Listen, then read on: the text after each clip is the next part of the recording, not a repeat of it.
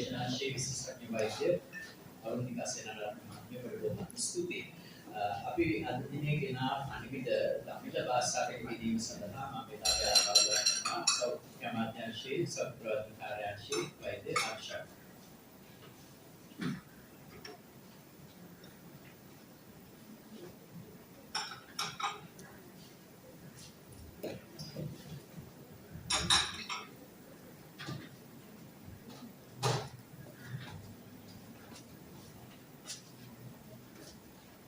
வணக்கம், அஸ்ஸலாமு அலைக்கும்.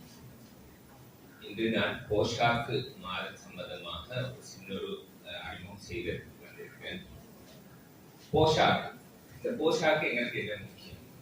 முதல் 3 விதமான தேவைக்கான போஷாக்கு இருக்கிறோம். சாப்பாடு அல்லது போஷாக்கு. முதலாவது எங்களோட சக்தி தேவைக்காக, இரண்டாவது எங்களோட வளர்ச்சிக்காக, மூன்றாவது ப்ரொடெக்ஷன் ஃப்ரம் நோய் எதிர்ப்பு சக்தி, நோய் எதிர்ப்புக்காக நாங்கள் இந்த சாப்பாடு அல்லது போஷாக்கு தேவை. அப்படி இருந்தாலும் இலங்கையை பொறுத்த மட்டும் இதுல நாங்க முற்றுமையை காண்றோம். Triple bird.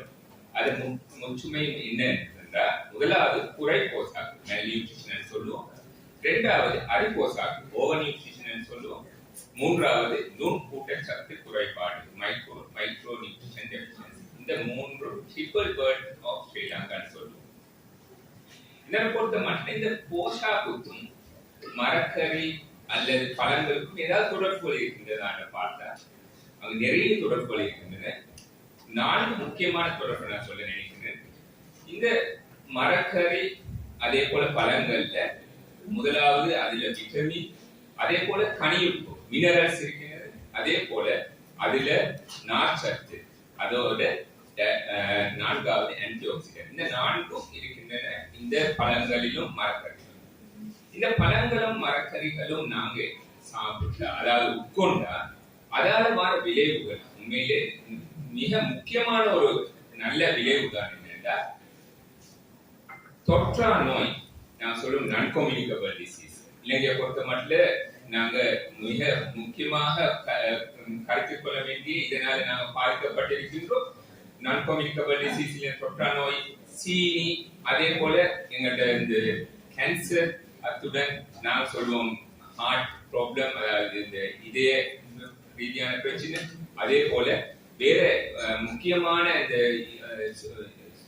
நுரையீரலோட தொடர்பாட்ட பிரச்சனை, இப்படியான முக்கியமான தொற்றா நோய்களோட இருக்கின்ற இந்த தொற்றா நோய்கள் வராம இருக்கின்றதுக்கு இந்த பழங்களும் மரக்கறிகளும் எங்களுக்கு தேவைப்படுது.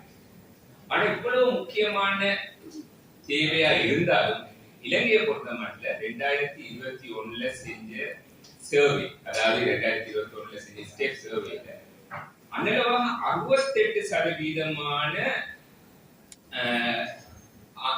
நபர்கள் இந்த தேவையான அளவு பழங்களையும் மரக்கறிகளையும் சாப்பிடுறாங்க. இல்லை, 68% நபர்கள். எதுக்கான காரணத்தை பார்த்தா இதுக்கு முக்கியமான பல காரணங்கள் இருக்கலாம். அதுல முக்கியமான காரணம் என்னன்னா, அது அந்த பழங்கள் மரக்கறிகள் காணப்படாமல், அது நான் சொல்லும் அவைலபிலிட்டி சொல்லி, அது நான் அவைலபிலிட்டி. அதே போல இன்னும் ஒன்றுதான் அஃபோர்டபிலிட்டி, அதாவது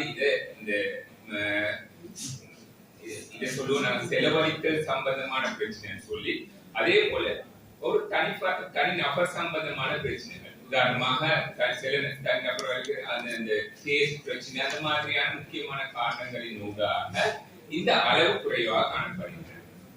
அத்துடன் நாங்க இன்றைக்கு இந்த போஷாக்கு மாதம் ஜூன் மாதம் 1ஆம் தேதியிலிருந்து ஜூன் மாதம் 30ஆம் தேதி வரையிலும் நாங்க 4 ரீதியான 4 முக்கியமான மெசேஜஸ் தர நினைக்கிறோம்.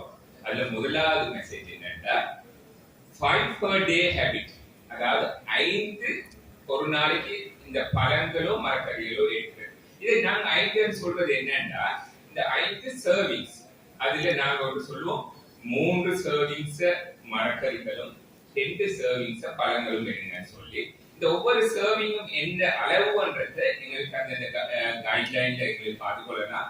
அதாவது 5 சர்விங்ஸ் ஒரு நாளைக்கு இருக்க வேண்டும் என்றது முதலாவது மெசேஜ்.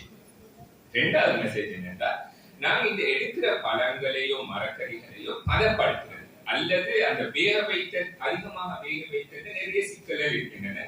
எனவே அதை அதிகமாக வேக வைக்கிறதோ பதப்படுத்தலையோ நாங்கள் மிச்சம் கவனமா இருக்கிறோம். அதனால சாப்பிட நேரம் நாங்கள் அரிசி உப்பு அல்லது சீனி அல்லது அதிகமான அந்த ஆயில் இதுகளை போடுறதை நாங்கள் தவிர்க்க வேண்டி வரும்.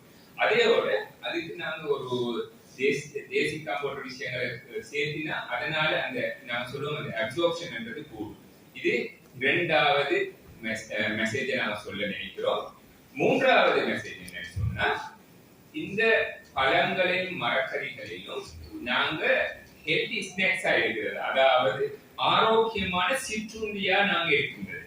அது சில நேரம் நாங்க இந்த சீனி அல்லது இந்த உப்பு கூடிய சாப்பாடுகளை எடுக்கிறதுக்கு பதிலாக ஆரோக்கியமான சிற்றுண்டி, அதாவது ஹெல்தி ஸ்நாக்ஸ் இருக்குது.